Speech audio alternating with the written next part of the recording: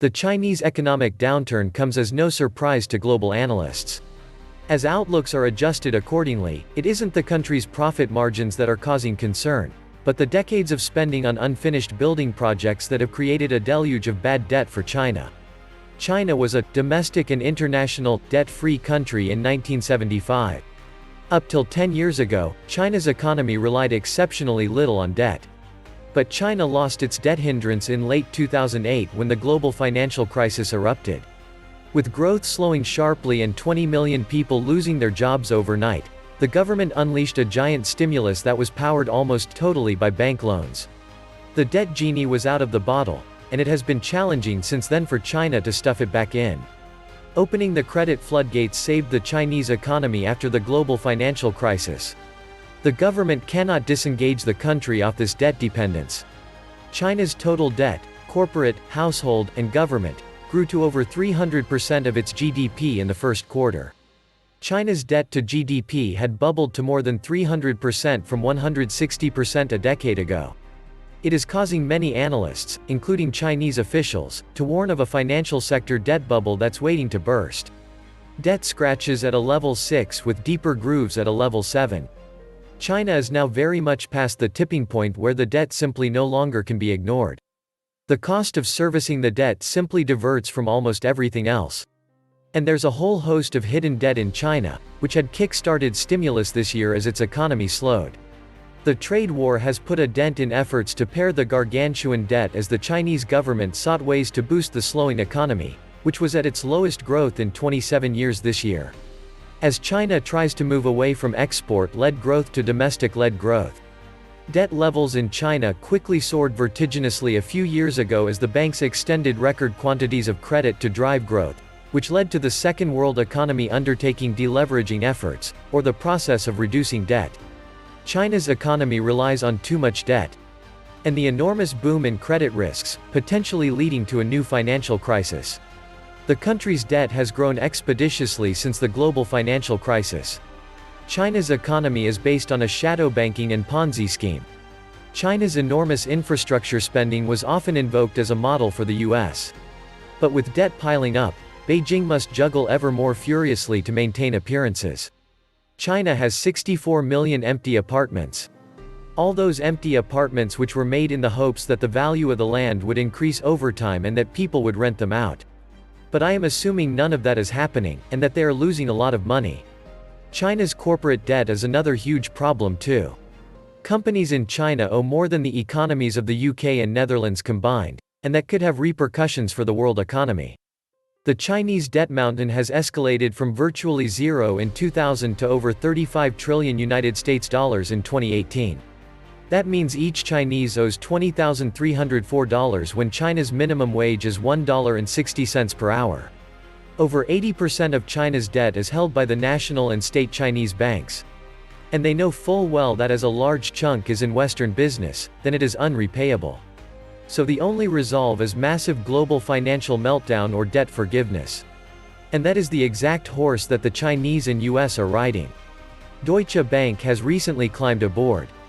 In that central banks, many of which are over 60% leveraged, will have no alternative if wanting to avoid global fiscal meltdown on fiat currency that debt forgiveness and printing even more paper are the only tools left with most economies at 2.5% growth or lower. You cannot taper a Ponzi scheme in that compound interest repayment is unsustainable in low-growth economies. US bond market is now inverted. The 2008 financial collapse has never been dealt with. And now all that toxic debt with its new mates is falling out the cupboard it was hurriedly stuffed in all over again.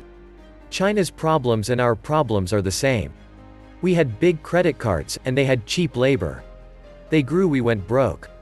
Then they tried to keep the party going by going in debt themselves. China's debt, both public and private, is now far higher than that of the US as a percentage of the economy. And even that is based on falsified growth numbers. China's money is fleeing to America because wealthy Chinese, the insiders, know where all this is headed. A recent survey showed that 50% of wealthy Chinese want to move to the US. What do they know that we do not? China is in a massive debt bubble. China is on the verge of economic, ecological, demographic, and social collapse. But when China's economy crashes, then the USA would collapse the next day. China holds $1.2 trillion of US Treasury.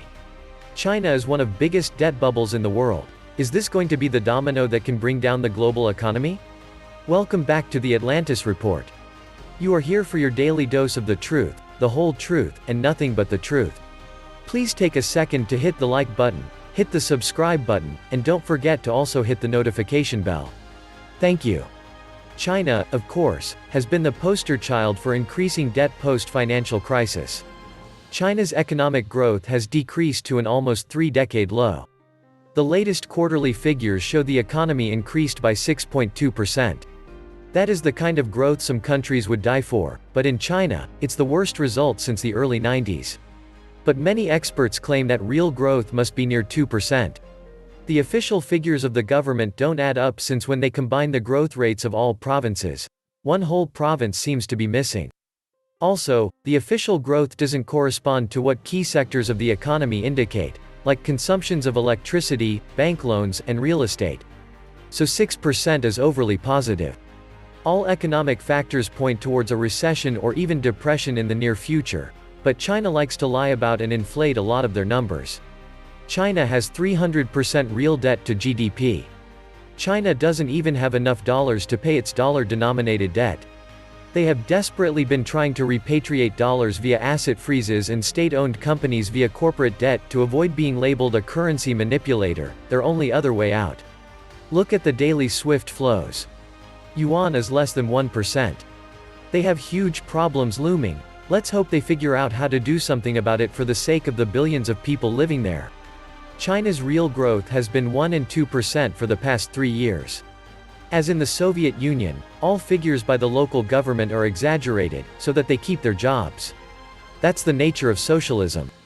If you track energy use, which is a very good correlate of economic growth, the growth is only about 1%. There is not a single reputable economist in this world who believes the numbers that come out of China. China is opaque. No transparency. Never believe what China says but what China does.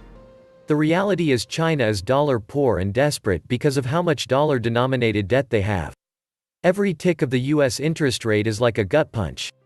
China is broke. It is hiding a foreign debt of $32 trillion. It has overproduced cement, steel, building materials. It wants to dump on other countries, who will pay for these to China in the future in terms of US dollar. China owns very little US dollar. That is the reason it has suggested to many countries that it will pay by yuan, which is not a convertible currency. That means any country that will accept yuan will have to import from China. This is a trick. One of the ways for the communist Chinese government to get out of it is to continue to print more paper monies to cover and pay for current debts, as long as their foreign reserve, being the largest in the world in terms of amount, can be sustainable at present level, although technically speaking, the government is in bankruptcy in the face of the mountainous amount of internal and external debts. Once the country's export trade declines and earn less hardcore US dollars, or that its domestic consumption are not able to generate enough growth momentum, we will be going to witness a catastrophic scale of economic disasters in human history. China's debt is denominated in its own currency. This means Chinese debt can be fully managed by China's banking regulators. Monetizing the debt means to increase the money supply to evaporate the debt via inflation. This means they will, in effect, pay that enormous debt by slowly bleeding the monetary value of every Chinese and yuan holding person. This is the typical tactic of a destructive state and often leads to hyperinflation. This would be bad news for prospects in China, since everything becomes more expensive, price mechanisms no longer signal real investment, and the PPL have less to spend productively since their wealth is sipped slowly to pay for a gargantuan debt. It is a severe issue. Although 95% of China's debts are domestically held, household debt in Tier 1 to Tier 3 cities ranges from 150% to 135% of household income. This means households are over-leveraged and overly indebted. On top of that, the property market bubble has cooled, bringing down the paper value of many speculative investments. Domestic consumption will be depressed for years to come as households deleverage and pay off their debts. The state-sponsored P2P credit bubble cannot shore up the flagging consumption. China has already followed in the footsteps of Japan and descended into its first lost decade. Some say second even. And it gets even worse. A few years from now, China will be entering its almost irreversible demographic demise. All China threats and yellow peril are clearly overblown. Once a country starts aging and ailing like China is about to, it's nearly impossible to recover. More so because China is slow to reverse the tide due to its size and complacency. The condition of the Chinese economy is more and more becoming a significant factor exercising the minds of global policymakers. Despite the fact that China's most recent data has shown signs of stabilization, and the current turmoil in the Chinese market will possibly provide more Chinese policy stimulus via further overinvestment, which could perpetuate this capex bubble in the short term. The world is still paying close attention to the gradual unwinding of the country's historically unprecedented investment ratio of around 45% to GDP. That ratio, down from a peak of 55%, suggests that China is poised to embark on a powerful accelerator multiplier dynamic to the downside. Add to that ongoing dollar strength, which has inflicted further deflationary pressures on resource producers, most notably those who have borrowed dollars against declining resource revenues, all of which have put pressure on commodity prices. China's growth model has relied on credit-driven investment, led growth in the past decades. Its double-digit growth record has been nothing but impressive. However, this growth model has encountered mounting difficulties. And China today is wrestling with a vexing problem with debt. A high-level debt, coupled with declining quality of debt, has rendered the private sector vulnerable, and yet, aggressive deleveraging could further decelerate the economy, producing a vicious credit spiral. So what are the numbers? China's debt-to-GDP ratio has reached 300% of GDP if financial sector debt is included. This level is rather unparalleled, although China's long tradition of credit-driven growth. Since China's market reform in the 1980s, state-owned commercial banks, the backbone of China's financial system, have lent generously to state-owned enterprises, SOEs, to finance the latter's fixed asset investment. Credit extension helped mobilize resources and support China's industrialization and urbanization, thus engendering a Keynesian Schumpeterian credit investment growth cycle. But this model has progressively run out of steam, as it causes debt accumulation, puts a heavy toll on natural resources, and generates rising supply glut in recent years. Chinese policymakers have realized the limitation of the growth model and called for rebalancing, shifting demand from credit-driven investment and export to consumption. However, the rebalancing plan did not effectively bring about a reduction of debt. Instead, leverage heightens and debt continues to accumulate. China is still a poor country with a billion mouths to feed, and most of the country still living in the countryside with no plumbing or modern amenities or infrastructure. China cannot produce their own food because they only have 10% arable land. China is about to have the biggest crash in world history. Debt can bring down empires, learn from history China. This was the Atlantis Report. Please like, share, leave me a comment, subscribe. And please take some time to subscribe to my backup channels, I do upload videos there too. You'll find the links in the description box. You will also find a PayPal link if you want to make a donation. Thank you wholeheartedly to all those of you who have already donated. Stay safe and healthy, friends.